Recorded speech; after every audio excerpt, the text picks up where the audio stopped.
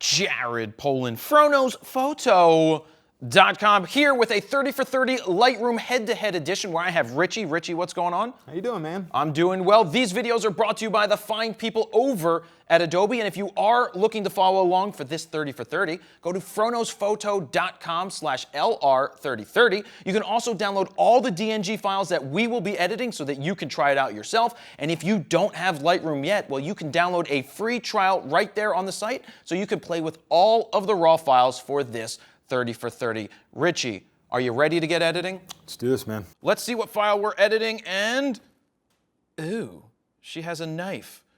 That's not a knife. This is a knife.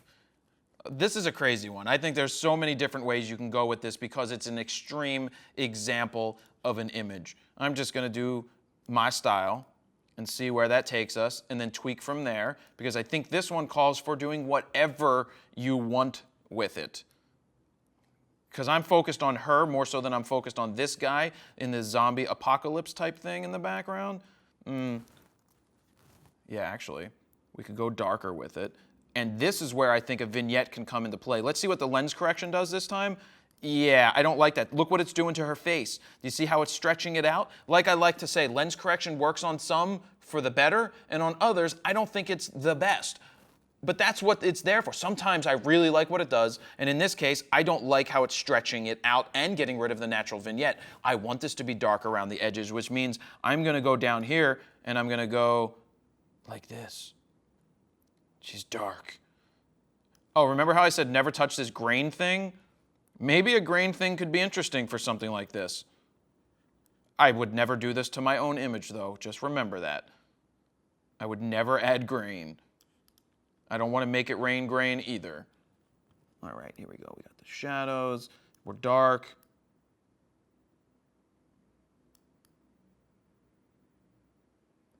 Just tweaking that. Green to give you that feel of the pukey McPukerson. I'm actually going to crop this because I want it to be darker. Get this guy in here. I really wanted to just focus in on her. Though let's see if that hurts us with the guy in the background. Yeah, that's going to hurt us with the guy in the background. Oops. So we're going to go with that. Let's see. Though I could probably get rid of him altogether or just crop it the other way. Playing with the color. Let's see, black and white. Maybe we just go the black and white route. And this sometimes happens when you're doing images. You're not sure which way to go. I want to actually bring down the background. I'm going to get this gradient tool out.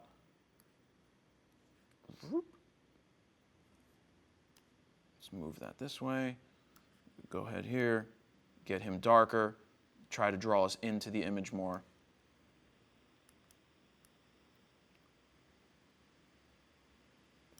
Just messing with it. Super dark.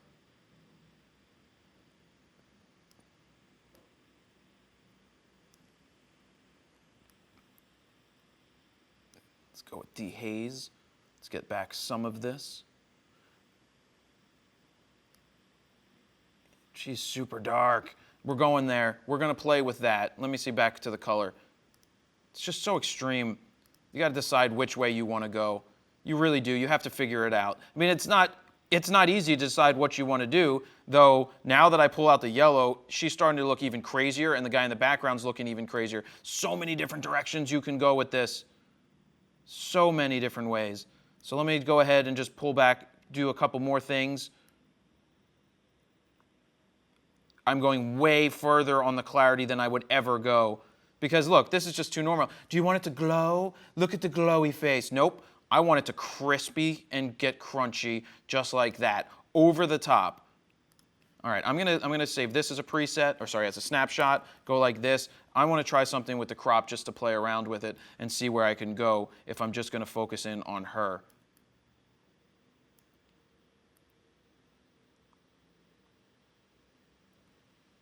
And I'm actually getting rid of the knife.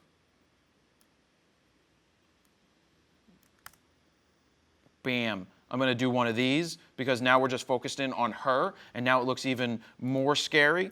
2, and then let's take it back to the original. I just want to go through and just talk about these presets. Let's see what color, let's see, light effects, grain heavy. and I'm just clicking through these different presets that Lightroom has here, you can see what's going on. These are starting points. Remember, presets are starting points. It's meant to give you a place to think about, and then you can tweak from there. I'm actually going to undo most of that. Go back to this. We'll probably call it a day. I'm curious to see what everybody else is doing and how Richie's going to do this, whether he's going to crop it to here. I think that's a stunning portrait, not stunning in a good way. Actually, do we want to darken this up over here? I think I do. I know, just as you think it's all over, I'm going to sit here and I'm going to paint this in. Don't worry. Don't worry. I'll get rid of this. It may look bright and airy right now, but we're going to go ahead and go bring that exposure down to draw us into her even more so the background is less distracting. Maybe even paint that here as well. Just making sure I hit the right spots here.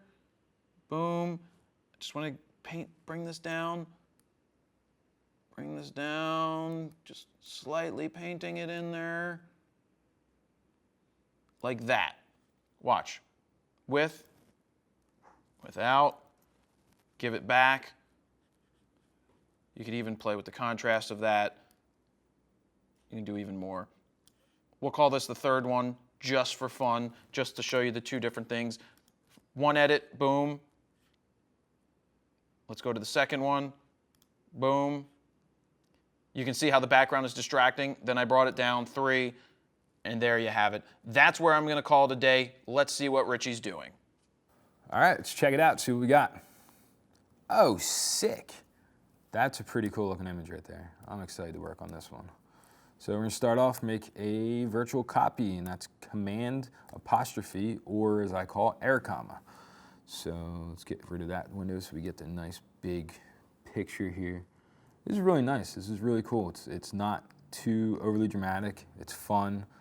They spent some time making this image, which I always appreciate. So we're going to just start in our normal fashion. We're going to hit the exposure just to bring her face up just a hair. We might go back and make a general fix to bring that down. I kind of just go through and find a feel before I really dive hard into it. Dropping the blacks a little bit. Yeah, there we go. Let's really make it gritty.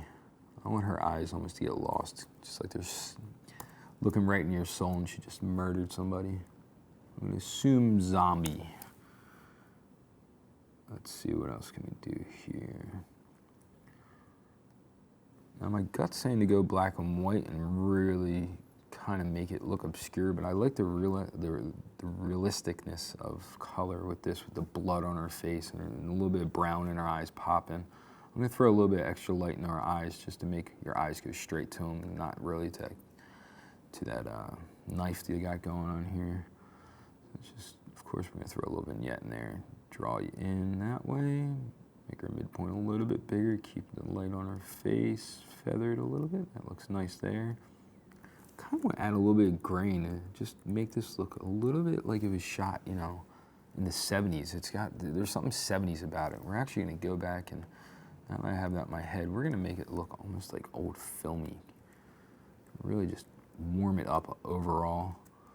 Pull some pink out of it. It's a little too warm, but I kind of like it where it's at. Let's see where we're at here. Yeah, we're getting somewhere good. I'm liking this. So I like how everything's nice and illuminated around her, but I'm gonna go ahead, I'm gonna take some of the saturation out of her face. I'm just gonna draw a little bit of circle around her face. We're gonna do it twice to make sure we got the area of coverage we want. And we're just gonna pull a little bit of the warmth out of her face. There we go. I like that. We're gonna go back. We're just gonna add a little bit more right over here. And all we're doing is just trying to neutralize her skin tone from that warmth we added, because it doesn't bother me on the guy in the back. He's got natural light. She's lit with some strobe, it seems. Let's check it out. Let's see if we can figure out how she's lit. Looks like a little bit of strobe, maybe a reflector. Probably just strobe though, because that catch light's really, really apparent. So we're gonna go ahead and we're gonna pump the saturation up just a hair. And now we're gonna start moving away from working on her and kind of working on the entire scene.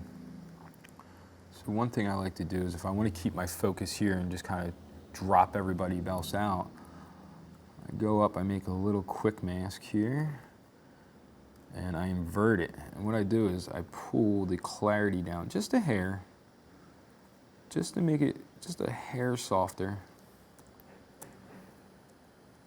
And now let's check it out. See how he just kind of loses just a little bit? It's got nice, it's a little more eerie looking now. We're gonna do a little bit of a gradation just from our sunlight back here. Another one here.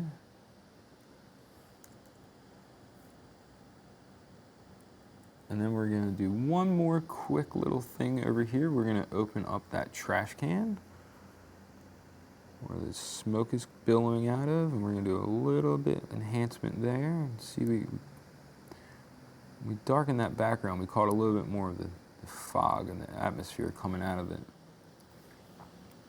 We're gonna drop the dehaze on it a little bit, drop the clarity on it a little bit, and open the shadows up just a hair, right about there. And let's just make sure, last step, we're just gonna clean that up a little more.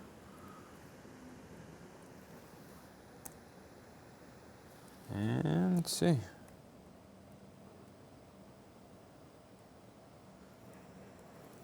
So something weird happened. I just want to correct real quick.